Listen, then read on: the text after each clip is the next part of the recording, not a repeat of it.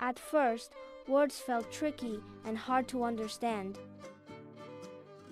Sometimes guessing felt easier than really knowing the words. Little by little, words began to make more sense. Pictures and ideas helped show what words meant. Guessing slowly turned into real understanding.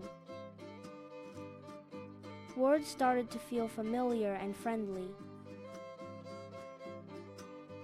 Practice helped words stay remembered over time.